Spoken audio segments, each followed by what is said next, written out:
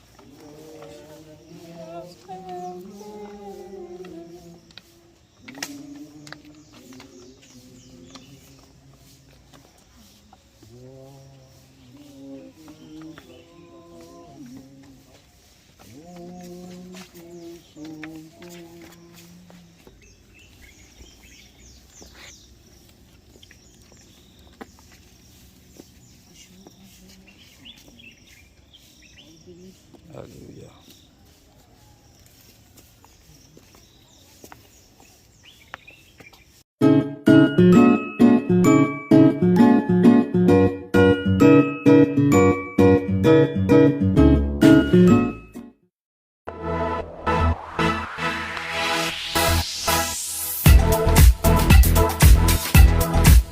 Bonjour.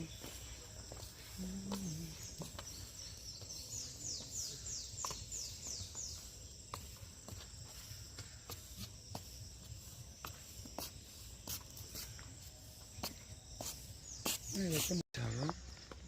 Alors, je suis à Issia et voilà.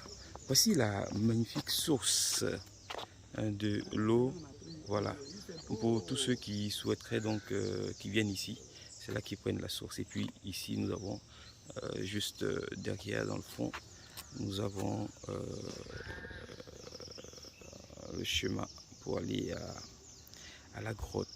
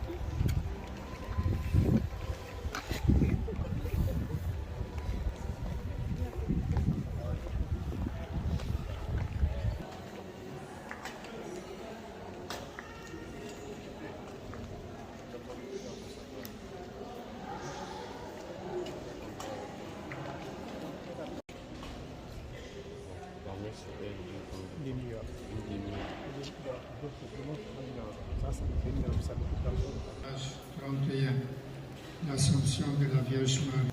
Patiemment et courageusement, malgré nos lenteurs et nos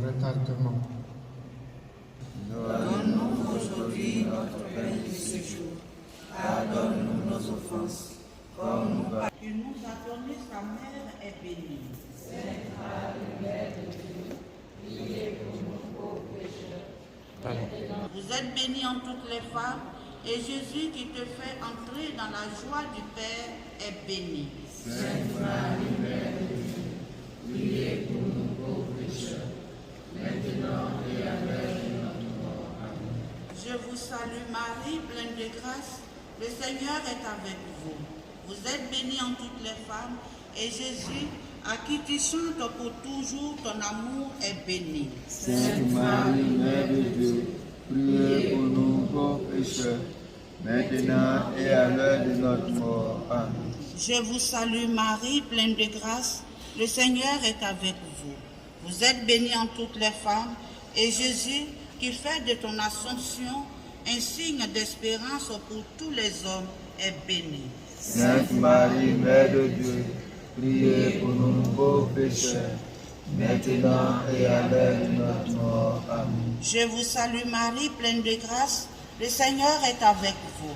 Vous êtes bénie en toutes les femmes, et Jésus, qui t'élève au-dessus des anges, est béni. Sainte Marie, Mère de Dieu, priez pour nous pauvres pécheurs, maintenant et à l'heure de notre mort. Amen.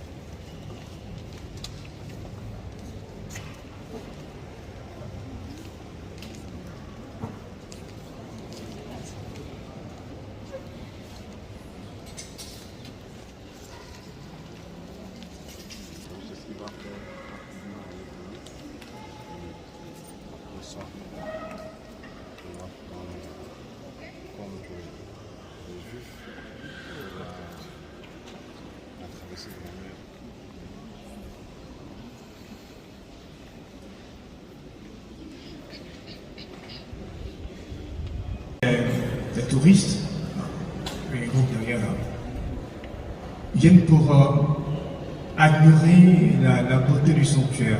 Donc pour eux, la basilique est essentiellement un lieu touristique. La deuxième catégorie des personnes, c'est ceux qui viennent ici, mais poussés par la foi.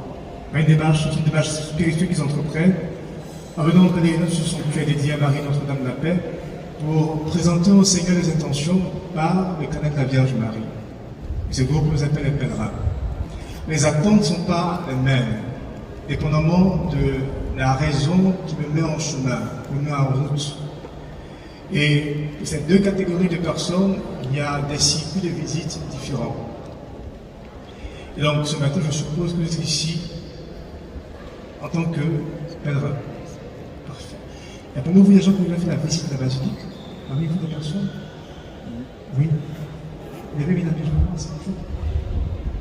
Parfait. Avec un guide, hein? Pas avec un parti. Avec un guide. Oui. Parfait. Alors, les guides insistent essentiellement sur l'aspect architectural du sanctuaire.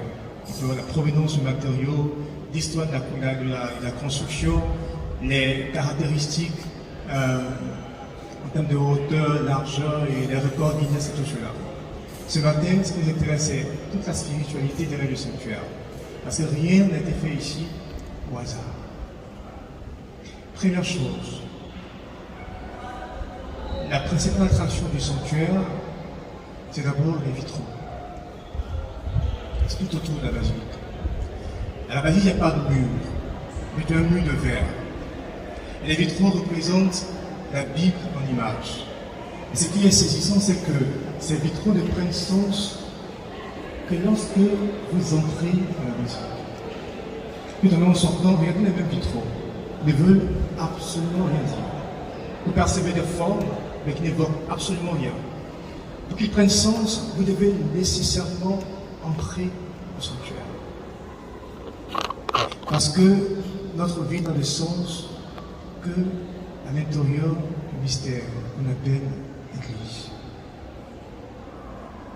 Hors de l'Église, notre vie n'a pas de sens. Je vous promets ça.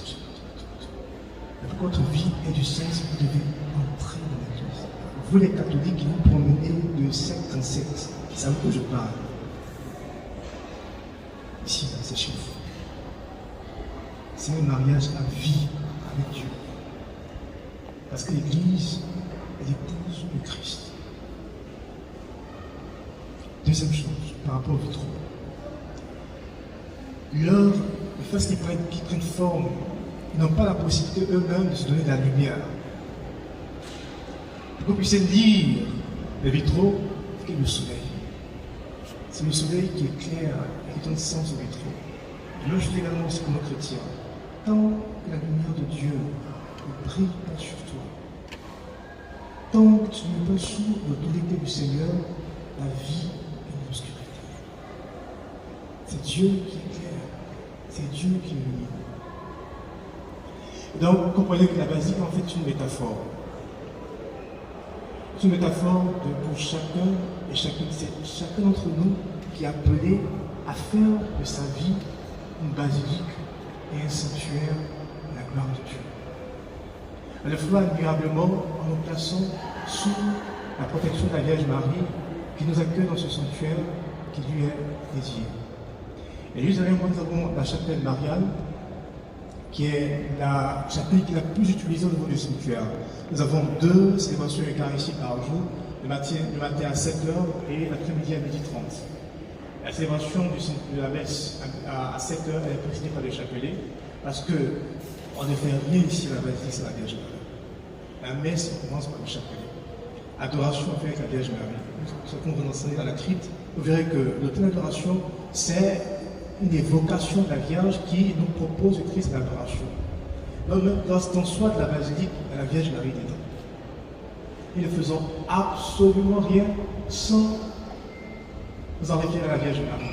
Parce que la grande dévotion mariale, c'est aller au Christ, mais à Marie. Donc ici, nous avons cette statue au centre de la chapelle, Notre-Dame de la Paix. Cette statue n'est pas l'original, c'est une copie. Une statue qui se retrouve à Rome, à la basilique Sainte-Marie-Majeure. Quand vous entrez à Sainte-Marie-Majeure, vous tournez légèrement à gauche. Vous allez jusqu'au fond là-bas. Vous voyez la statue, n'est-ce pas? Sur les côtés. Vous la voyez? Mais comment aller à Sainte-Marie-Majeure? Oui, vous ne connaissez pas Sainte-Marie-Majeure? L'année prochaine. Donc, on va prier pour ça. Donc, dans la basilique Sainte-Marie-Majeure, nous avons la statue originale de Notre-Dame de la Paix qui avait été commandée à l'époque par le pape Benoît XV lors de la Première Guerre mondiale. La statue a été réalisée en 1916 et la paix est devenue 2 ans après. Alors, ceux qui ont voulu construire la basilique ont voulu avoir la même statue ici. Et donc, ils ont passé commande, sur en Europe, ils ont passé commande. Et quand ils sont revenus, ils ont montré au président Oufoué l'image de la statue. Le président était choqué.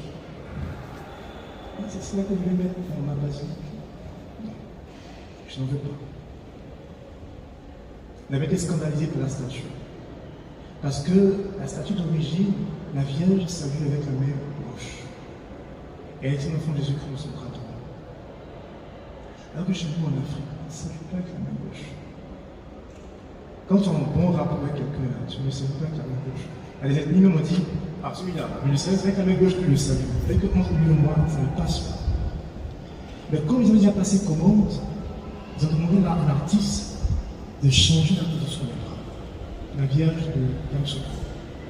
Ce qui ici, Yam Sokro, Notre-Dame de la Messe avec la main droite et un enfant Jésus-Christ dans son bras gauche, avec le double avantage de respecter la culture et d'avoir le Christ proche de son cœur.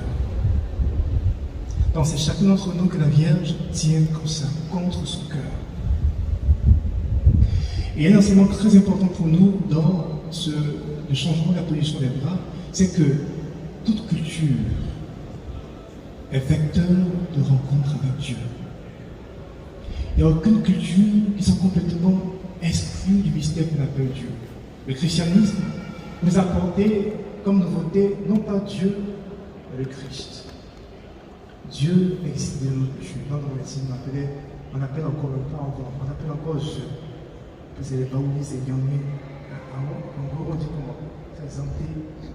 Toute langue, toute culture est un vecteur de rencontre avec le Seigneur. Je n'ai pas besoin de m'occidentaliser pour rencontrer Dieu. Je vais à Dieu avec mon bagage culturel. Le Père Jean-Paul avait une très bonne tradition quand il rentrait, quand il arrivait dans un pays pour une visite.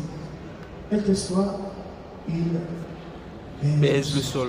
Vous savez, cette terre-là aussi, c'est une terre bénie. La terre sainte, pas seulement l'Israël. Toute terre, parce que nous avons été tous créés par Dieu, toute terre sainte. Donc c'est une invitation à être fiers de qui nous sommes, comme Africains. Et à puiser également dans notre culture les éléments pour rencontrer de façon authentique le Seigneur. L'autre élément qui change avec la statue de Rome, c'est que à Rome, vous verrez que la Vierge a une couronne avec l'enfant Jésus-Christ. Mais ici, ils ont enlevé la couronne. Parce que les artistes ont fait la beauté d'une personne, ce n'est pas à chercher à l'extérieur. Si la Vierge Marie est reine, elle ne tient pas à son aspect extérieur. C'est plutôt dans ses vertus, qui sont à l'intérieur. Et donc, toute l'attention est mise sur la vie intérieure de la Vierge qui constitue sa véritable beauté. Donc, quand vous maquillez, n'oubliez pas de maquiller aussi votre âme. Quand vous avez des belles avec des belles coiffures, pensez vraiment que ça fait la même chose. Il y a un toilettage de l'âme qui est tout aussi important que le toilettage extérieur. Parce que notre véritable nature, ça vient de Dieu. C'est Dieu qui maîtrise sa vie spirituelle. C'est qu'une assise spirituelle, automatiquement les effets rejaillissent à l'extérieur. Mais tel que tu es à l'intérieur, c'est comme ça vient à l'extérieur. Marie nous invite à concentrer notre attention sur notre vie intérieure. Elle nous aide justement parce que Marie est une forme de silence de la prière. Derrière les statues, nous avons les épisodes de la vie de la Vierge Marie. Ici à droite, le médaillon qui est juste là, nous avons les épousailles de Joseph et de Marie. De l'autre côté, une scène de Marie et ses parents. Complètement au centre, nous avons la représentation de la Vierge de l'Assomption avec les serpents à ses pieds, et de part et d'autre, les deux mystères deux premiers mystères du mystère joyeux. Le premier mystère joyeux, l'Annonciation de l'ange Gabriel à Marie. Et le deuxième mystère joyeux, la visitation de Marie à sa cousine Amnon. N'est-ce pas? La cousine Amnon. Complètement en haut, dans notre scène, la Vierge Marie et de ses parents au temple. Et puis, là-bas, nous avons la dormition de la Vierge Marie. La dormition, c'est le terme que les orthodoxes préfèrent à l'Assomption. Les chrétiens mettent accent sur le fait que la Vierge Marie a été levée corps et âme, à l'image de son Fils. Mais les protestants, les protestants, les orthodoxes parlent de dormition. Donc ici, c'est un clin d'œil à la tradition orthodoxe. Nous sommes en communion avec l'Église orthodoxe, mais pas toutes les églises orthodoxes. Suivez mon regard. Ok? Grave. Quand on est allé au maître-autel ici, en train de célébrer la messe, le célébrant principal n'a en face de lui qu'un seul vitrail, qui est juste derrière. Alors, ce vitrail, pendant de longues années, on a cru que c'était par hasard. Si vous vous souvenez, je vous disais que c'est ici qu'ont lieu la majeure partie des célébrations eucharistiques. Et les visites là-bas commencent généralement ici, les catéchèses, et elles finissent devant ce vitrail. Alors sur ce vitrail, on retrouve les principaux acteurs de la construction de la basilique. Donc la scène elle-même représente l'entrée triomphale de Jésus-Christ à Jérusalem, le dimanche des Rameaux. Les personnages qui sont debout, on va mieux après qu'on sera devant le vitrail. Ceux qui sont debout sont des personnages bibliques, mais tous ceux qui sont à genoux sont des personnages contemporains. En premier lieu, le président Félix Houphouët-Boigny, l'homme noir comme moi, à genoux. Derrière lui, il y a une femme blanche, Olga Belgrand. Elle a fait toutes les nuances de couleurs dans les vitraux. Et derrière Olga Belgrand, il y a Antoine Césario qui à l'époque était le directeur des grands travaux, qui ont supervisé la construction du sanctuaire. Derrière le compositeur, nous avons l'architecte Pierre Fakouri et tous ses collaborateurs. Donc, pourquoi ils sont là?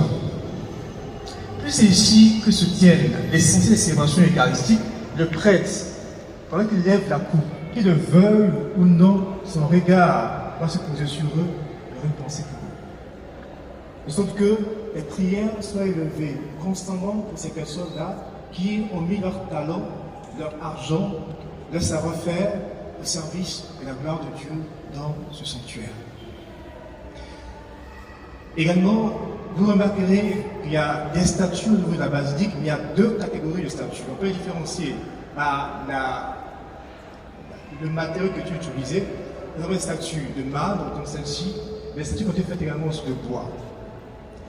Et c'est une autre distinction, les statues d'origine de la basilique, c'est-à-dire les statues qui étaient là le jour où on a consacré la basilique. Et puis les statues qui sont venues après. Toutes les statues d'origine de la basilique, c'est celles qui étaient là à la consécration, elles ont un élément en commun. Vous ne trouvez aucune de ces statues qui n'ait à côté d'elle le Christ. Aucune statue d'origine de la basilique ne comporte seulement la Vierge ou le Saint. Elles ont toutes à côté d'elle la personne de Jésus-Christ. Si vous vous promenez dans la basilique, vous voyez une statue qui est seule, vous savez que ce n'est pas ici. C'est comme un cadeau après. Par exemple, celle qui est dans la niche là, c'est un cadeau qu'on a reçu du sanctuaire de. C'est quelle statue ça? Madame de Kokumbo. Dans la niche là, une statue, oui, c'est quelle vierge? Lourdes, voilà. Cette statue nous l'avons reçue comme cadeau du sanctuaire marial de Lourdes en 1995. Alors pourquoi est-ce que sur cette statue d'origine, nous avons là le Christ? Parce que ce qui nous intéresse chez un saint, c'est la Vierge Marie, Sainte Philomène, Saint François d'Assise, c'est la qualité de sa relation avec le Christ. Sans le Christ, le saint ou la sainte ne veut absolument rien dire pour nous. La Vierge Marie, elle ne représente absolument aucun intérêt pour nous. Elle ne représente aucun intérêt à une sainte juive si elle n'avait pas été la mère de Jésus-Christ. Donc, la bonne dévotion mariale, c'est toujours avoir comme point focal le Christ, le Dieu rédempteur du monde, que Marie d'ailleurs nous présente ici. Mais Marie a le secret pour nous mener à son Fils. Beaucoup de secrets. Et ce matin, je vais vous révéler quelques secrets de la Vierge. Venez avec moi, je vous montre.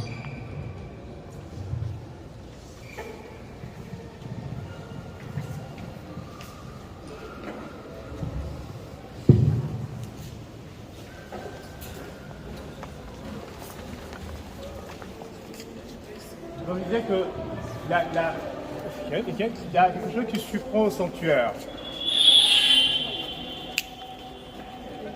L'entrée principale.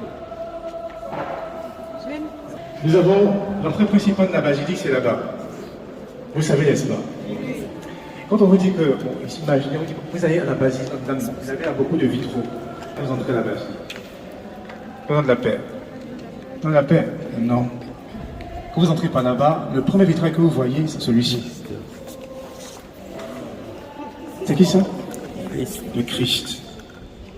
Quand vous entrez à la basilique qui est dédiée à Notre-Dame de la Paix, le premier vitrail qui vous accueille, c'est d'abord le vitrail du Christ ressuscité. Mais en fait, pour avoir accès à lui, vous passez par une porte. La porte, elle est dédiée à qui ça? Donc Marie est comme un chemin, une porte qui nous ouvre sur le mystère du Christ. Mais le mystère de Marie ne s'éclaire que lorsqu'on a vu d'abord le mystère du Christ. Si l'Église catholique, c'est qu'elle parce que la dévotion que l'Église a vis-à-vis de la Vierge vient du fait que, selon moi, elle a compris qui est le Christ. Tant que je n'ai pas véritablement compris qui est Jésus-Christ, je ne peux pas connaître Marie. Parce que le mystère de la Vierge est illuminé par le mystère du Christ. Autre chose intéressante, il y a quatre éléments qui sont la base du monde, n'est-ce pas? Sur la cosmogonie grecque, il y a quoi? L'eau, le feu, l'air, la terre. Alors, il y a 4 vitraux principaux à la basilique. Les 4 vitraux principaux, vous les reconnaissez, il y a un cercle au-dessus. On appelle ça une rosace. Donc, là-bas également, c'est le vitrail principal, le vitrail de la Vierge. Alors, le vitrail de la Vierge, l'élément qui est représenté là-bas, c'est l'élément air ou vent. Parce qu'on a l'impression que la robe de la Vierge est portée par le vent. Vous voyez, les top modèles, quand on prend la photo, là, on met un ventilateur, on prend photo. C'est la même chose là-bas. Ici, c'est quel élément d'après vous? Le feu. La couleur du feu, c'est le jaune, le rouge, et puis ceux qui utilisent le gaz butane, un peu de bleu. Élémentaire, c'est bien évidemment le vitrail de la création, qu'on va voir tout à l'heure, parce que Adam a été fait à partir de la terre. Et puis le 4e vitrail, c'est le vitrail du baptême de Jésus, avec l'élément eau. Alors, pourquoi le feu se propage? Il a besoin de quoi? Du vent. Le vent dit que la Vierge Marie aide à diffuser le message de Christ. Aujourd'hui dans l'Église, la Vierge Marie veut se recruter des personnes qui participeront à diffuser le feu du Christ dans le monde entier. Vous savez ce que l'Église dit dans Luc chapitre 12, verset 49. J'ai venu porter un feu sur la terre, et comme il me tarde, grave, on verra le thème de Jésus tout à l'heure, et comme il me tarde que ce feu soit répandu. Pour que le feu se répande, il faut un vent. Et la Vierge Marie a ce vent-là. Son monument va le Christ, mais le Christ également, quand on l'a rencontré, nous confie à sa mère comme la foi au pied de la croix. Autre chose qui est intéressante, c'est que le choix du vitrail du Christ ressuscité n'est pas fortuit. L'évangile selon Saint Jean, la première parole du Christ ressuscité, c'est quoi? Non, avant la paix soit avec vous. La première parole du Christ ressuscité, dans l'évangile selon Saint Jean, chapitre 20, je crois, la paix soit avec vous. Et comme ce sanctuaire dédié à Marie Notre-Dame de la paix, il fallait connaître d'abord le vitrail du Christ ressuscité, qui est la véritable source de la paix, celui qui communique la paix. Donc quand vous entrez ici, la Vierge vous accueille, elle vous conduit vers son Christ, son Fils, qui nous donne la paix. Juste ici, nous avons une plaque qui commémore la consécration de la basilique. Ici, c'est écrit en français. Donc, le 10 septembre, l'année 90 ou 10 septembre, le pape Jean-Paul II a mis pour les fonds de Côte d'Ivoire 3 fois 3 fois 2 fois 2 fois 3, c'est 3 fois. En 90, c'est la fin déjà. 85. Et puis 80, 85 et 90. C'est le seul pays en Afrique qui a reçu 3 fois le pape. Et qu'avant la Côte d'Ivoire était la Côte d'Ivoire. Oui, on est un peu tombé quand même. Hein? Diplomatiquement, pardon. Et il y a des choses qui se passent, mais pour pouvoir déplacer le Saint-Père dans un pays, un petit pays d'Afrique, à 3 reprises. Alors, la plaque commémorative de la consécration de la basilique. Donc, Pape Jean-Paul II avait présent également le président Félix Fofani, qui est le donateur du sanctuaire, le cardinal Bernard Yago, paix à son âme, et puis d'autres membres de la curie ivoirienne. Et ici, sur cette plaque, on reprend la même plaque, mais ici, il a écrit ça en Koulongo. Comment? Qui est pas de Koulongo parmi vous? Il faut lire ça pour moi. Il faut lire un Koulongo pour moi. C'est en latin? C'est en latin, justement. Pourquoi en latin? Parce que le latin est la langue du Vatican.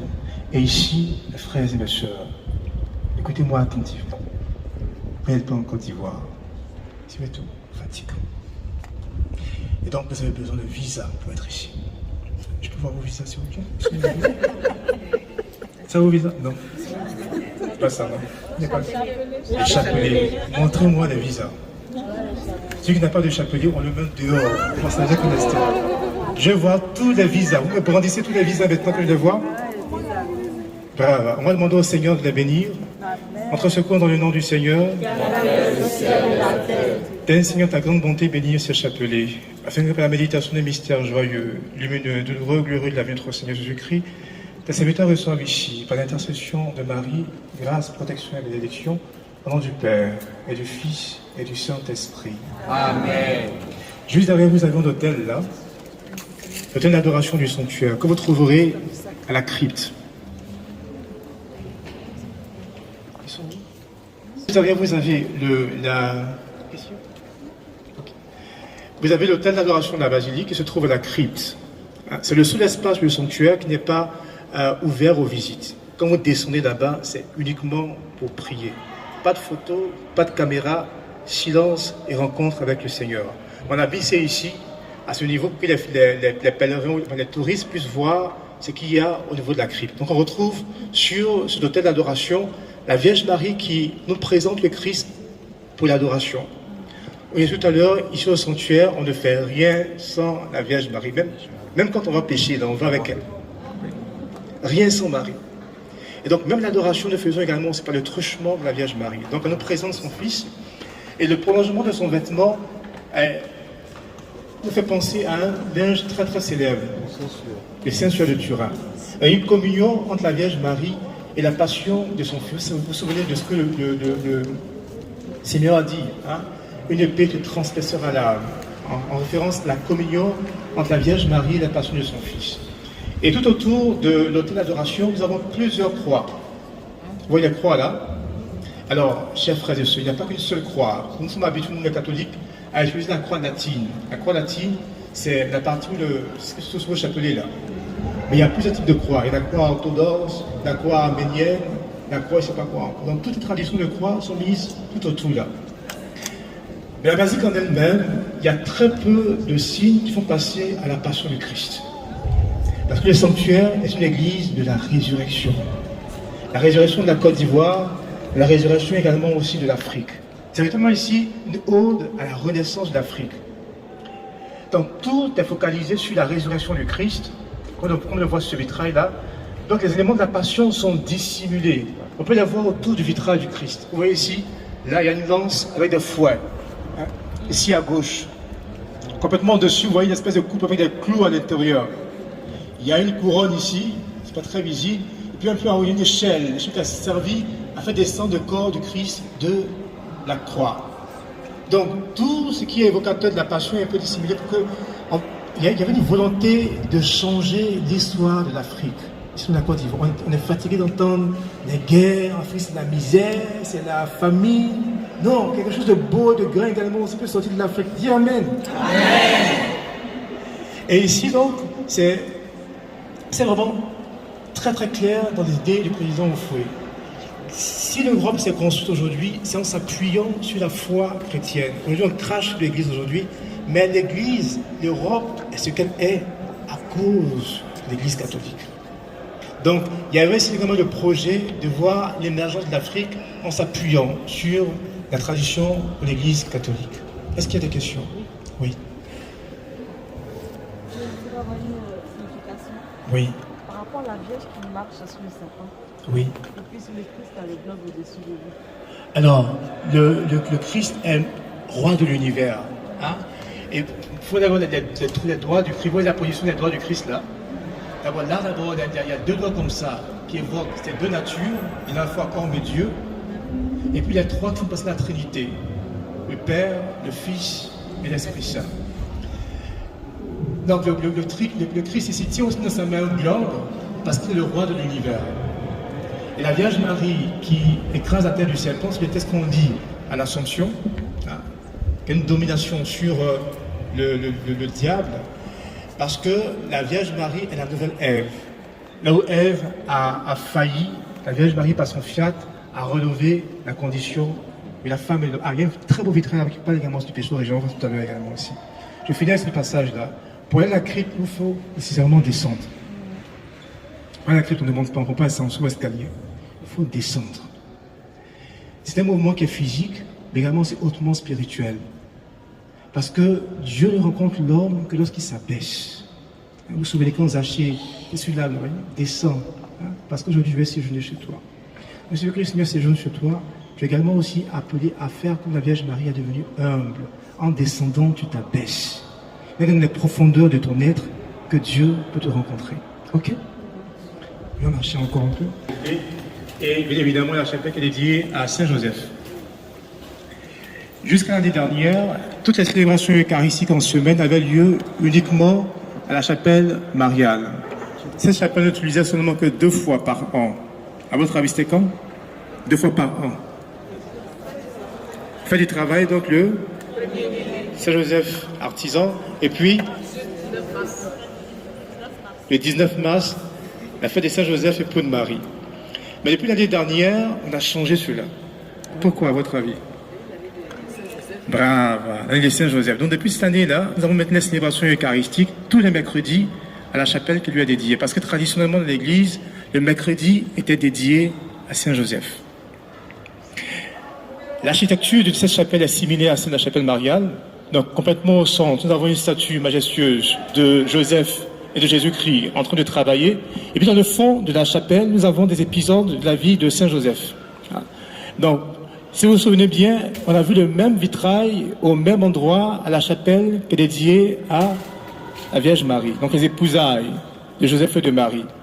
Et puis il y a 3 instances dans les médaillons où Joseph est en train de faire un songe. Parce que dans les évangiles, le Seigneur parle à Joseph à travers les songes. La première fois, c'était à quelle occasion?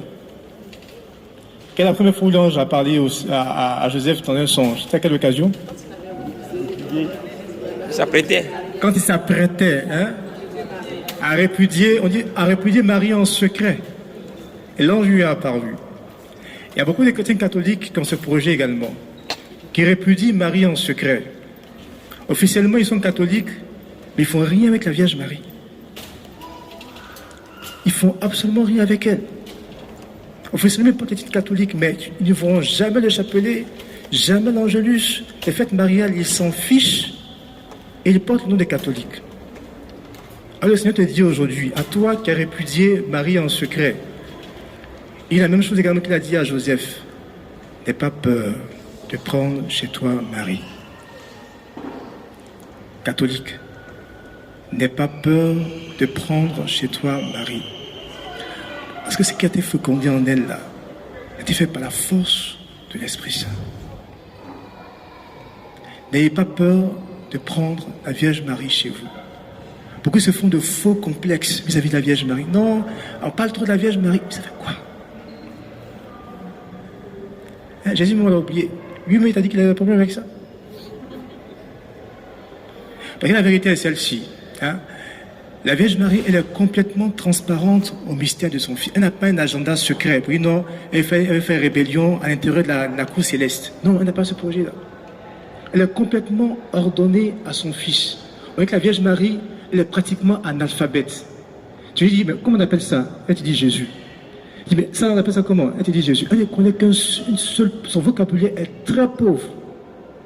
Une seule lettre, un seul mot, Jésus. Donc, il n'y a aucun risque que tu n'arrives pas au Christ si tu t'appuies sur la Vierge Marie. Et puis, ma raison me dit très très bien. Il me dit, mon père, en fait, la Vierge Marie, c'est comme un chauffeur de Waro. Et tu montes dedans là, tu as un seul terminus, c'est Jésus. Elle ne veut pas à gauche, elle a un seul terminus, Jésus-Christ. Donc, n'ayez pas peur de prendre chez vous la Vierge Marie. Est-ce qu'on a compris?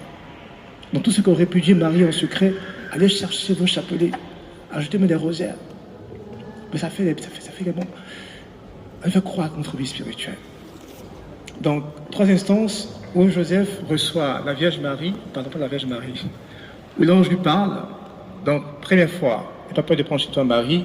Deuxième fois, attention, quelqu'un veut envoyer à la vie de l'enfant, fuyez en Égypte, donc la fuite en Égypte là-bas, complètement en haut.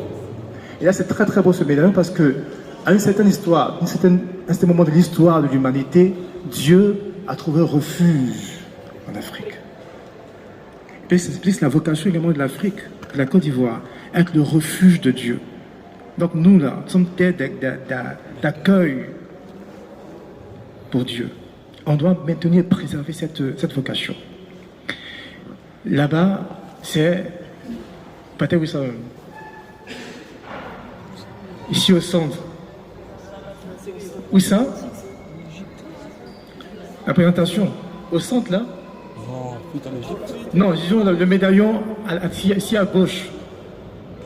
Où la Vierge est sur l'âne. La fuite là? Il fuyait. Il fuyait. Il partait à la maternité de Bethléem. Si. Oui, ça? À Beauville. Non, c'est la maternité de Bethléem. Il partait pour le recensement et pendant qu'ils y allaient, la Vierge Marie a conçu, a donné naissance à son fils premier-né. Au centre, nous avons la statue de Joseph et de Jésus. Alors, en toute rigueur de terme, vous ne trouverez pas dans les évangiles un texte où on dit Joseph allait travailler à Jésus. Non. Mais il était appelé le fils du charpentier. Et avant, tu ne trouves pas un charpentier, tu es charpentier. S'il est cordonnier, tu deviens cordonnier. Il n'y a pas fait de discernement des hommes. Le Christ a certainement appris auprès de Joseph le travail de charpentier. C'est tout parfait. Le Père lègue sa profession à son fils. Et donc, on peut imaginer qu'il y a eu une scène où Joseph a certainement appris à Jésus-Christ le travail du bois. Et donc, c'est la scène qui est là. Mais les artistes qui ont fait la statue ont voulu représenter également les 3 manières à travers lesquelles l'homme peut ressembler à Dieu. Donc, l'homme ressemble à Dieu quand il fait quoi? Travail. Quand il travaille, ça saute aux yeux. Parce que la première image que nous avons de Dieu dans la révélation, c'est un Dieu qui crée. Dieu au travail. Donc, en fait, le travail n'est pas une malédiction. Non, pas une malédiction, pas une malédiction. En fait, les malédictions de Dieu, là, ce sont des bénédictions déguisées. Dieu est incapable de faire du mal. Donc, si Dieu te maudit, il faut bien regarder dedans. Il y a une bénédiction qui est cachée parce qu'il ne peut pas faire autrement. Il est incapable de faire le mal. Donc, le travail, qui était vu comme ce n'est pas une malédiction. Quand je travaille, je me divinise. Je ressemble à mon Créateur. Alors, donc, je ressemble à Dieu quand je travaille. Deuxième chose, l'écoute, mais mieux que l'écoute. Qu'est-ce qui se passe dans le regard? Le regard. C'est une scène qui est très étrange. Parce que l'admiration, mais ça découle de quoi? Mais de quoi encore? Quel amour là? Bravo. L'amour. La scène est étrange parce que Joseph dit, Joseph viens, je vais t'apprendre à faire un tabouret. Il dit seulement ça fait le tabouret, mais il doit regarder où ça? Tabouret? Mais il n'a pas le tabouret. Il est obnubilé par son papa. Donc il a la puissance de l'amour filial. Et je regarde sur cette statue-là. Et quand j'aime, je ressemble à Dieu. Dieu est amour. Celui qui demeure dans l'amour demeure en Dieu. Et Dieu demeure en lui. Mais ici, l'accent est mis sur l'amour filial. Parce que l'amour filial, à la différence de l'amour entre les époux, il est éternel. Il n'y a pas de S-papa. Il n'y a pas de S-maman. La statue qui va là-bas, c'est mon S-fille. Ça n'existe pas. L'amour filial est éternel comme l'amour de Dieu. Donc Dieu a cette puissance d'amour en lui. Et donc, troisième chose, donc, je ressemble à Dieu quand je travaille, quand j'aime, et puis quand je... Il travaille sur le bois, n'est-ce pas? Le bois évoque quoi dans le mystère du salut? La croix. Moi, je ressemble à Dieu quand je... Ne dis pas de souffle, pardon. C'est une spiritualité qui n'existe plus. Hein? Je ressemble à Dieu quand je fais quoi? Quand je meurs. Quand tu portes ta croix, prier, la croix. Qu'est-ce que le Seigneur nous a appris sur la croix? Le sacrifice, plus que. Le sacrifice a permis quoi? On a appris quoi de Dieu pendant. Il a sauvé le monde, lui, il le sauve de quelle manière? Le pardon. Hein? Je ressemble à Dieu quand je pardonne. Le pardon n'est pas humain, mes frères, le pardon est divin. Je dis quand ça vient de personnes qui t'ont fait du mal et que tu aimes, ça c'est difficile à faire. Quand tu parviens à pardonner, tu ressembles à Dieu. En fait, quand on dit que l'amour de Dieu est éternel, que Dieu est pardon, là, c'est exactement la même chose. Parce que le pardon renouvelle l'amour.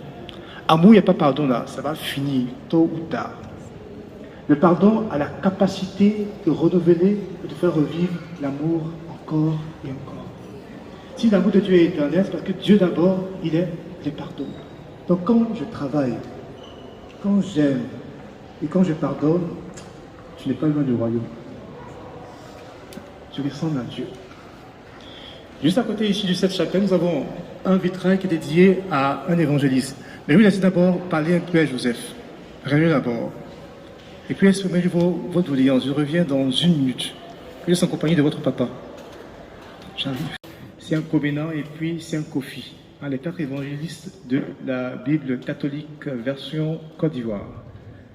Alors, sur ce vitrail-là, on retrouve donc, c'est un vitrail qui est consacré à un évangéliste. Chaque évangéliste a un symbole. Dans ce vitrail, on trouve le symbole de l'évangéliste complètement en haut. On voit ici un homme qui a l'apparence d'un ange. C'est pas l'évangéliste? Pas l'évangéliste. Oh, c'est compliqué, on peut dessiner complètement. Regardez en bas, le médaillon qui est en bas. C'est dans quelle scène? Les rois mages. Les rois mages, dans quel évangile? Saint Jean? Saint Matthieu? Saint Luc? Alors, catholiques, ils ne sont pas protestants. Il y a 2 évangiles qui retracent l'enfance de Jésus-Christ, n'est-ce pas? Lesquels? Saint Luc et Saint Matthieu. Les évangiles de l'enfance, on a 2. Saint Luc et Saint Matthieu. Maintenant, ils font des perspectives qui sont différentes. Matthieu, il le fait à travers le regard de Joseph. Alors que Luc, c'est plus à travers le regard de la Vierge Marie. Alors, on est où ça? Saint-Luc. Donc, c'est pas beaucoup d'acheter qu'il est lié à Saint-Joseph. C'est Matthieu. Donc, c'est Matthieu. Puisque Matthieu parle de la naissance de l'enfance de Jésus-Christ à travers le regard de Saint-Joseph. Donc, juste à côté de la chapelle qui lui est dédiée, on a mis ici l'évangéliste Saint-Matthieu, qui a pour symbole l'homme qui a une apparence d'ange, parce que l'évangéliste de Saint-Matthieu commence par quoi? Il commence par quoi? La généalogie de Jésus-Christ. Bravo. Il y a 2 généalogies dans le Nouveau Testament, n'est-ce pas? Il y en a un chez Matthieu, au début de l'évangile, et puis un deuxième. C'est un Luc. Vous ne lisez pas la Bible, là. Mais toujours, il faut offrir des cadeaux à ceux qui donnent des bonnes réponses. Vous stimulez. Alors, nous avons l'autre chose qui impressionne au niveau du sanctuaire, ce sont les colonnes. Ces colonnes, il faut les toucher. Il y en a 48, on a 60 au total. Là. Celles-ci, on les appelle les colonnes doriques. Elles sont pleines de béton. Elles descendent à 30 mètres en dessous du sol. Et ces colonnes-là, les 48, elles sont reparties par groupe de 4, ça fait 12 au total, 48. Elles représentent les 12 tribus d'Israël. Elles sont celles qui portent le poids de la coupole. La coupole, c'est le toit de la basilique, qui est estimé à près de 98 000 tonnes. À côté de ces colonnes doriques, là, nous avons les colonnes qu'on appelle les colonnes ioniques. Elles sont cannelées. Il y a des rayures. Et bien, elles sont vides à l'intérieur, elles sont creuses. Donc on trouve à l'intérieur de ces colonnes-là les 4 ascenseurs de la basilique. On a 2 ici, 2 entrées principales. Et on a aussi des escaliers en colimaçon. On a 6. Et puis une colonne qui est réservée pour l'évacuation pluviale, qui tombe sur le toit de la basilique. Et une autre colonne qui sert pour les gaines techniques. Alors normalement, avec les pèlerins, on ne prend pas ascenseur. On ne prend pas escalier. Et l'escalier, il y a 196 marches. Vous voyez, seulement 196 marches. Maintenant, quand on fait la racine carrée, des mathématiciens ici, la racine carrée de 196, ça veut quoi? La racine carrée de 100, c'est quoi? Il y a longtemps. Racine carrée de 100, il n'y a pas de jeu ici? 10, bravo. Qu'a des 10 là? Alors, racine carrée de 196, ça fait quoi? Demandez votre téléphone portable. Non? Racine carrée de 196? Racine carrée de 196. Le chiffre ou le nombre que lorsqu'on le multiplie par lui-même donne 196. Ça veut dire quoi? Combien? Comment? 14. Voilà. Merci au téléphone portable. Alors, donc la racine carrée de 196, ça donne 14. En fait, dans chaque colonne, là, dans l'escalier, il y a 14 paliers de 14 marches. Alors, pourquoi, à votre avis, 14? Les stations du chemin de croix. Donc symboliquement, quand on prend les escaliers, on fait le chemin de croix. Les 14 stations du chemin de croix. Tout à l'heure, on fera le chemin de croix avec vous, on prend l'escalier. Mais en attendant, on va faire encore un petit tour au niveau du sanctuaire pour voir une statue qui est la statue la plus célèbre de la basilique parce qu'elle a été faite par un musulman. Parce que, voici l'histoire. M. Sorokolo était incarcéré au camp pénal de Bouaké. Et en prison, il a une expérience mystique. Une expérience mystique de la Vierge qui lui serait apparue. Et la Vierge qui lui serait apparue. Merci bien. La Vierge qui lui serait apparue, et à son réveil, il décide de reproduire la Vierge qui lui est apparue en songe. Je vous rappelle qu'il est musulman. Et à l'époque, il y avait l'association qu'on appelle ATD 3K Monde qui s'occupait de la réinsertion des personnes vivant en milieu carcéral. Donc, grâce à l'association, on obtient le bois, qui est le TEC, et il se met à faire la statue. Mais il se rend compte qu'il n'a pas la maîtrise. Donc, il s'est fait aider par 2 co-détenus, un chrétien et un animiste. On a tous les 3 qui finissent finalement à réaliser la statue. Donc, comme ils l'ont fait à 3, il a dit, bon, on l'a baptisé dans le nom de tout le monde. Hein? Puisqu'on a fait à 3, un musulman, chrétien et animiste. Donc, le 2 février 92, ils viennent en pèlerinage à la basilique et ils offrent la statue à la basilique. Alors, le président Moufou avait tellement été ému par l'histoire qu'il a gracié M. Sorokolo, qui, une fois sorti de prison, s'est converti au catholicisme. Quand ils sont partis, on a remarqué quelque chose d'étrange. La Vierge, d'abord, c'est vraiment aussi un modèle d'inculturation, parce que nous avons une femme africaine, une Vierge avec des tresses, le port du bébé également aussi, qui est évocateur de l'Afrique, et puis le vêtement qui fait penser un peu à l'Asie, donc une femme universelle. Ce qu'on a remarqué, c'est que quand vous êtes proche de la statue de la Vierge, quand vous la regardez, on a l'impression qu'elle est triste, qu'elle est sur le point de pleurer. N'est-ce pas? C'est vrai? Oui. Ceux qui sont là-bas n'ont pas la même impression. Ah ben, comment? Elle sourit. C'est vrai. Alors, dépendamment de la position que vous avez vis-à-vis de la statue, l'expression du visage de la Vierge change. Voici le secret. La Vierge Marie, elle a la main tendue ici, n'est-ce pas? Elle a la main ouverte. Elle te dit, mon fils, tu es venu ici, là. Laisse tes soucis ici. Ce qui te rend triste. Et je te promets que quand tu repartiras avec le sourire. Donc, vos bagages que vous avez portés là, ne repartez pas qu'il y ait un bagage. Déposez ça devant la Vierge avant de partir. Elle vous promet que par son intercession, son fils, qu'elle nous présente également aussi, nous obtiendra le sourire. Ok? On va continuer. Dans la basilique en face du maître-autel. Le maître-autel, c'est le grand hôtel qui est là-bas. Et donc, il y a un fondement biblique et un fondement théologique à la construction du sanctuaire. Le fondement théologique, c'est la fête de la Pentecôte. Oui, c'est pas la Pentecôte. L'Esprit Saint là-bas. Vous voyez l'Esprit Saint là-bas, la colombe. Vous voyez la langue de feu. Il a fait quoi, les ceux qui? Les apôtres sont là-bas. Les apôtres, ils ont fait quoi? Les apôtres sont sortis faire quoi? Proclamer l'évangile. L'évangile est contenu dans les vitraux en bas.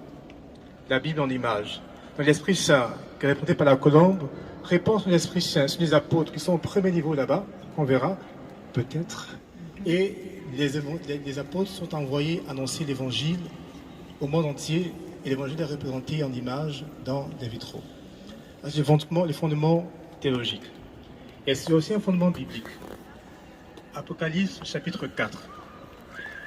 Dans Apocalypse chapitre 4, Saint Jean a une vision. Il voit le ciel s'ouvrir. Le ciel, c'est la partie bleue qui s'ouvre. L'ouverture, c'est la verrière zénitale qui est faite en verre. Et il voit comme un fils d'homme qui descend. Le fils d'homme qui descend, c'est la croix. Et il voit sur un trône. Le trône, c'est l'autel. Et autour de ce trône, il y a 24 anciens. Les 24 anciens sont représentés par les 24 vitraux tout autour de l'autel.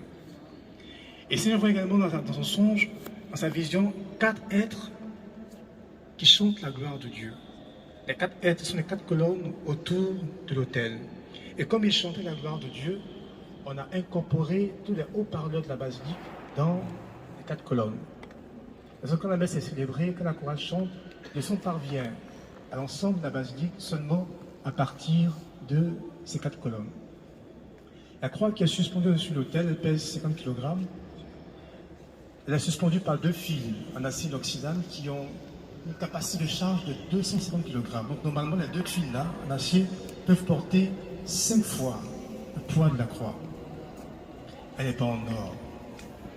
Parce qu'il y a eu des problèmes. Les gens qui ont pensé que c'était en or, une année, ils ont cambriolé la basilique là, pour projet de décrocher la croix. Ils ont passé toute la nuit. Ils n'ont pas pu. Donc, ils se sont vengés. Ils ont vu la lumière de tabernacle. Ah, mais c'est là-bas le coffre peut-être. Ils ont cassé le tabernacle. Sacrilège. Ils n'ont rien vu. Mais en fait, ils étaient voilés parce que le véritable trésor de la basilique, c'est justement là-bas, dans le tabernacle. Dans le Christ est présent. Donc ils sont partis, on les a empêchés parce que le passage qu'ils ont utilisé là, sauf seulement quelqu'un qui a travaillé à la basilique, connaît cela. On a mis la main sur. Anyway, c'est notre chose. Donc, la croix est suspendue au-dessus de l'autel qui évoque le Christ. Maintenant, vous voyez les allées là. Elle commence comme ça, grande, n'est-ce pas? Et puis au fur et à mesure, elle se rétrécit pour nous mener vers le Christ. Le chemin qui mène à la perdition est large. Mais celui qui mène à la vie, il est étroit. Donc, au fur et à mesure qu'on se rapproche du mystère qu'est le Christ, la voie se rétrécit. Donc, courage. Courage, la quête du salut. Plus tu avances, plus la voie se rétrécit, mais c'est là-bas que ton salut. Il y a 3 chemins pour passer de la Vierge, l'entrée principale ici, pour aller jusqu'au Christ, n'est-ce pas? Il y a 3 possibilités. Soit vous passez par là, à côté là, ou encore de ce côté-là, vous arrivez là-bas. Mais c'est le chemin le plus court sur lequel? Tout droit. Le chemin le plus court, hein? Et il passe par quoi le chemin le plus court? Hôtel. L'hôtel, mais bien plus encore. Le chemin le plus court passe par quoi? Par la croix. Le chemin le plus court pour passer de la Vierge à Jésus-Christ, ça passe par la croix. La croix n'est plus un instrument de supplice, c'est la vie. Quand il nous dit, ceux qui me suivent, qu'ils prennent sa croix, qui me suivent là, c'est ça. Et n'hésitez pas à éviter les croix, mais les aidera. La Vierge les aidera à porter ces croix. Ok? L'autre chose également qui retient l'attention de beaucoup de personnes, c'est que, ici on ne peut pas bien le voir, les sièges qui sont derrière vous, là, ce n'est pas pour le confort seulement. Hein. Ce n'est pas aussi seulement esthétique. Ils ont comme pour vocation d'aspirer l'écho. Quand je parle ici, pour une salle aussi grande, il va y avoir l'écho ici. Il n'y a pas l'écho à cause de cette siège qui capte l'écho. Mais si on va à l'hôtel, là-bas, il n'y a pas de siège là, et l'écho va se répandre. Pourquoi? Si pendant la célébration eucharistique, le courant vient à partir, le célébrant principal peut continuer la messe sans avoir nécessairement besoin de micro. Si je projeter un peu sa voix pour se faire entendre. Par contre, si pendant la messe, le prêtre, vous trouvez qu'il raconte sa vie, vous commencez à bavarder, votre bavardage là, on n'arrive pas là-bas. Du coup, ne porte pas cela. Donc, eux là-bas, on n'entend pas. Mais par contre, tout son qui est réuni au niveau du maître-autel est projeté, qui se fait entendre de partout dans la basilique. Il y a 3 niveaux d'amélioration de l'écho. Il y a ce premier niveau déjà. Deuxième niveau, c'est au niveau du déambulatoire des apôtres. Il y a des croix gammées là-bas qui contiennent la même matière, qui aspirent également l'écho.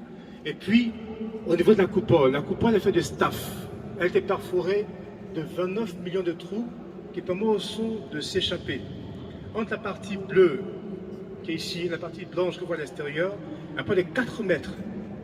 Il fait une espèce de grande salle où le son peut partir, ne pas revenir. Parce que c'est le retour du son qui provoque l'écho.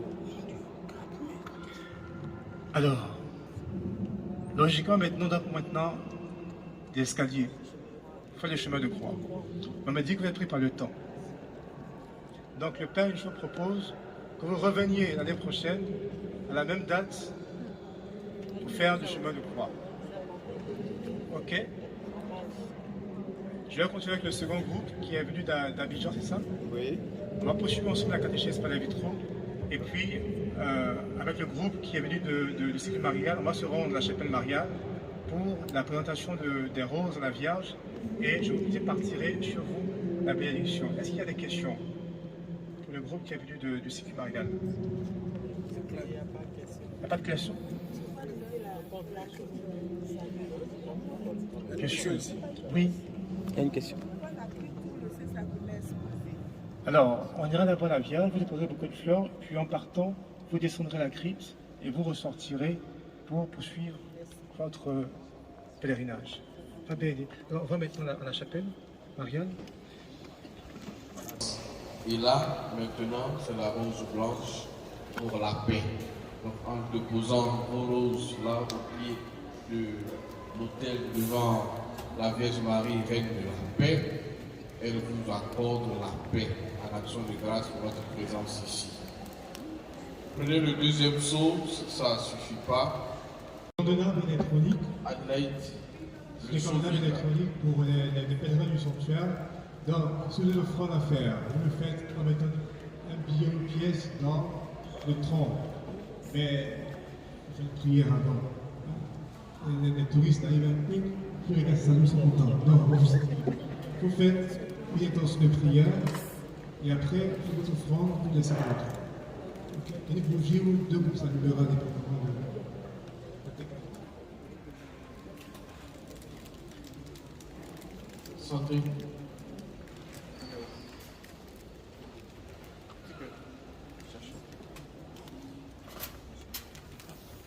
Alors, nous allons commencer à déposer les fleurs. N'oubliez pas vos intentions en action de grâce à la Vierge Marie, reine de la paix.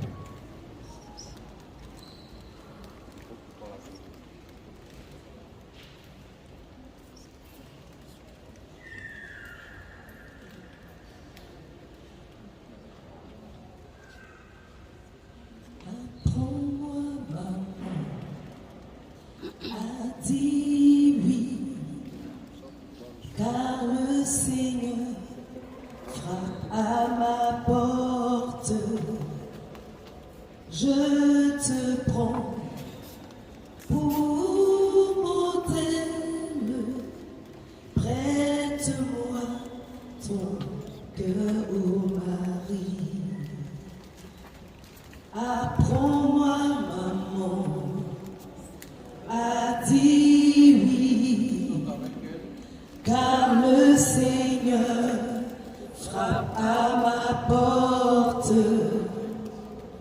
Je te prends pour modèle, prête-moi ton cœur, ô Marie.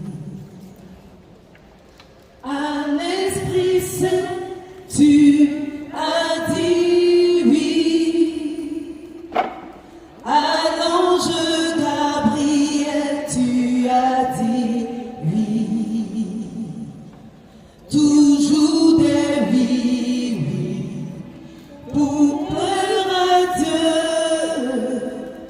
prête-moi ton cœur, ô Marie. À l'Esprit Saint, tu as dit oui. À l'ange Gabriel, tu as dit oui. Toujours des oui, oui. Pour plaire à Dieu, prête-moi ton cœur, ô Marie. Apprends-moi, maman, à dire oui,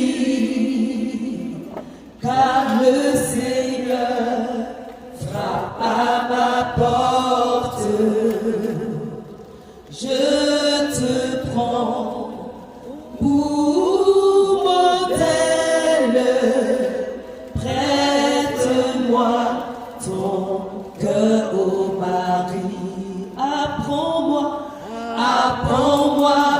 maman, à dire oui, car le Seigneur frappe à ma porte.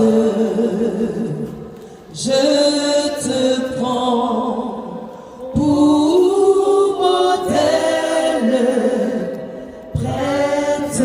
moi ton cœur, ô Marie. À l'Esprit Saint, tu as dit oui. À l'ange Gabriel, tu as dit oui. Toujours des oui, oui, pour plaire à Dieu. Prête-moi ton cœur, ô Marie. À l'Esprit Saint, tu as dit oui. À l'ange Gabriel, tu as dit oui.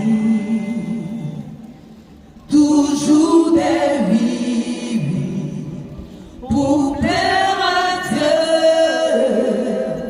Prête-moi ton cœur, ô Marie. Marie, Dieu t'a choisi pour être mère de la vie. Marie, Vierge bénie, entre toutes les femmes. Ô Marie, Marie, Dieu t'a choisi, Dieu t'a choisi pour être mère de la vie. Marie, Vierge bénie, entre toutes les femmes. Regarde tes enfants perdus, ils ont pris le fruit défendu.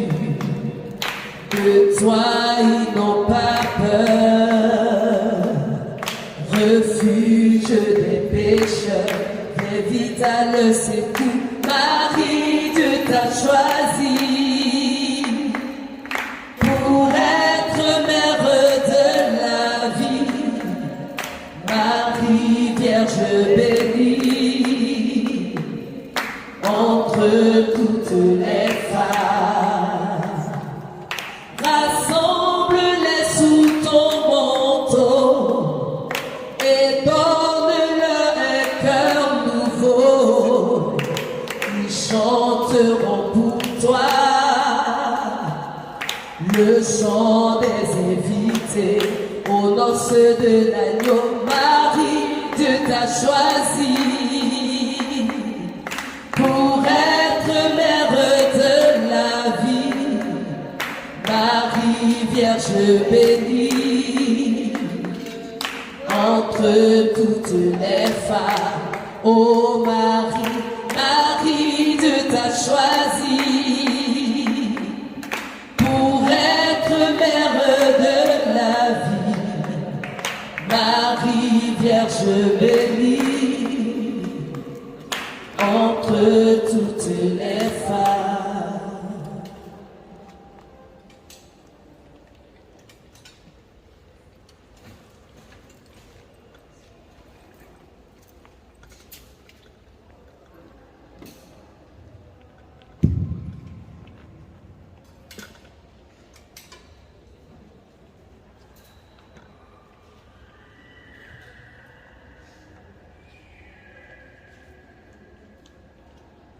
Veuillez vous mettre debout.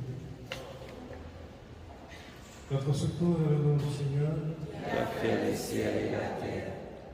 Achevons notre passion ce sanctuaire dédié à Marie Notre-Dame de la Paix, en nous confiant encore une fois la prière maternelle de Marie, qui nous apporte, nous obtient du Christ son Fils, la paix et la sérénité.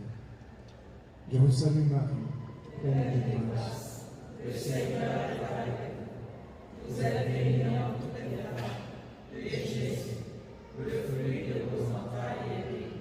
Sainte Marie, Mère de Dieu, priez pour nous, pauvres pécheurs, maintenant et à l'heure de notre mort. Amen. Je vous salue Marie, pleine de grâce, le Seigneur est avec vous. Vous êtes bénie entre toutes les femmes, et Jésus, le fruit de vos entrailles, est béni. Sainte Marie, Mère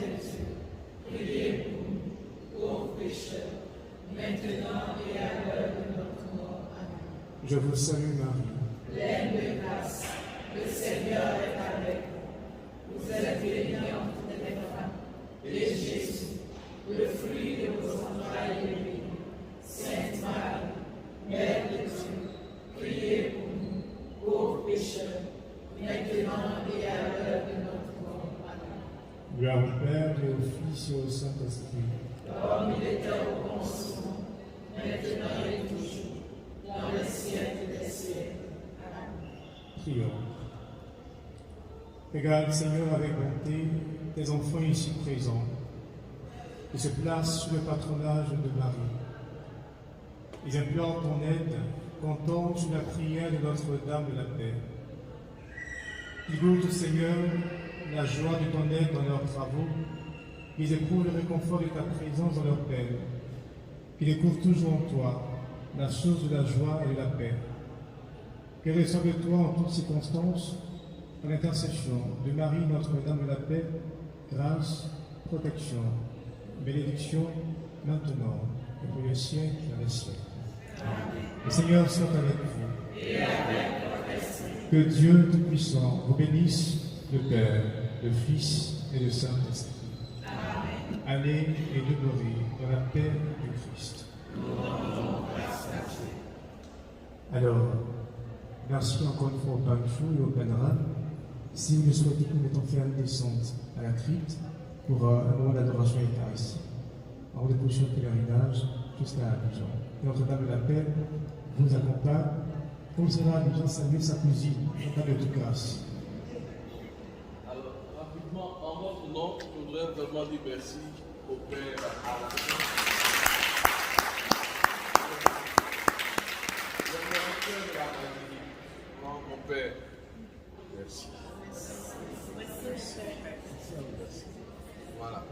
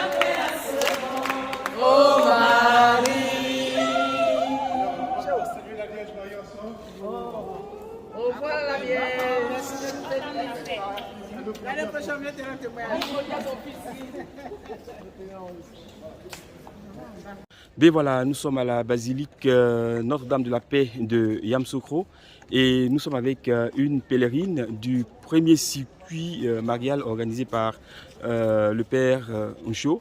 Elle se présente à vous et puis elle va nous donner ses impressions par rapport aux 2 premiers jours que nous venons de passer ensemble. Je suis Miss Kwame Paul Mirabel. Je me suis inscrite pour le circuit mariage. J'avoue que pour une première édition, c'est superbe. C'est superbe, mais il y a des petits éléments à corriger comme toute organisation. Et pour la prochaine édition, bon, on souhaiterait que ce soit un peu plus long. Plus long. Oui. D'accord. Pour avoir le temps de bien visiter les sanctuaires et puis bien profiter. Qu'est-ce que vous avez aimé hier par exemple? Hier, j'ai aimé la veillée. C'était agréable. C'était très bien. On n'a pas l'habitude de faire ce genre de veillée. Et aujourd'hui? Aujourd'hui, c'est juste la visite de la basilique. Le père recteur, on sent qu'il maîtrise son sujet. Il explique bien et puis dans tous les moindres détails. Donc, merci. Mademoiselle Daba Anne Raissa, je suis de la paroisse Sainte-Marie-Madeleine de Yopougon. J'ai connu le Pélé Circuit Maria par le père Adolphe. Une famille à nous. Quand il m'a parlé de ce pèlerinage, il m'a dit arrange-toi qu'il y a le pèlerinage d'Allah à Loudre, il y en a en Côte d'Ivoire ici, que les grands merveilles.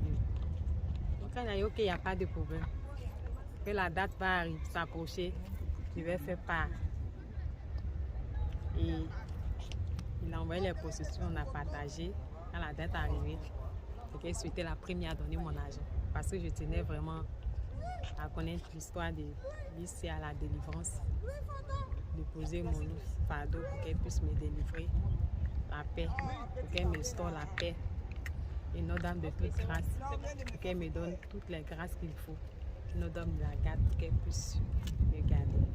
Alors, quelles sont vos impressions? Vous avez aimé, vous n'avez pas aimé? Qu'est-ce qui s'est passé? J'ai beaucoup aimé. C'est propre. J'ai beaucoup aimé, surtout arriver à Notre-Dame de la Paix. Il y a beaucoup de choses que je ne sais pas sur la basilique. Il y a beaucoup de choses encore que j'ai beaucoup appris à l'intérieur. Telles que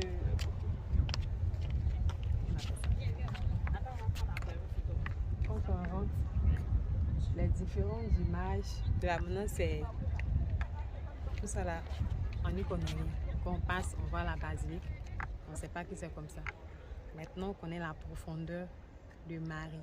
On connaît comment il faut expérimenter Marie. Pour aller à Marie, il faut passer par... Pour aller à Jésus, il faut passer par son fils, mais c'est par son fils qu'on passe pour aller à Marie. J'ai appris beaucoup de choses.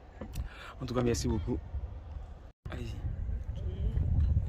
Merci pour l'opportunité, merci d'avoir pensé à organiser un tel circuit marial parce que c'est vraiment bien. Moi, c'est Madame Ouedraogo, née Carabéra Salmata Marie Bénédicte. Mon mari, Monsieur Ouedraogo Didier, on vient de Ouagadougou. Vous êtes venu du Burkina pour le Pélé ou vous étiez en congé ici? Comment vous avez appris la nouvelle du Pélé? C'est sur Facebook que j'ai vu l'application et quand j'en ai parlé avec mon mari, il était intéressé. Donc on a profité de venir en avance pour prendre des vacances et puis attendre la date en fait. C'est pas vrai. D'accord. Et l'attente a été longue? Non, c'est bon, on a juste essayé de prendre 2 semaines de vacances et mettre le circuit au milieu. Qu'est-ce qui vous a intéressé dans l'annonce du circuit? Alors, c'est déjà le fait de pouvoir découvrir ces 4 sanctuaires. Personnellement, c'est ma première fois en Côte d'Ivoire. Donc, c'est une grâce de pouvoir faire ce pèlerinage en même temps. Donc, venir voir la belle Côte d'Ivoire et profiter, prier la Vierge Marie, qui nous avons beaucoup d'attentes, et nous espérons la fois que ce pèlerinage nous permettra de rentrer dans les grâces que nous avons souhaitées au cours de ce pèlerinage pour nous, mais aussi pour tout le Burkina Faso pour la paix, mais aussi la paix pour la Côte d'Ivoire et les vœux de tous ceux qui sont dans le circuit, que chacun voit son vœu exaucé. On vient de terminer l'étape avec la basilique Notre-Dame de la Paix. Qu'est-ce que vous retenez? Bon, moi je m'y attendais pas du tout. De l'extérieur, il n'y a pas, mais quand tu y rentres, c'est tout un mystère en fait. Il y a travers les explications, c'est tout un mystère et c'est vraiment glorieux.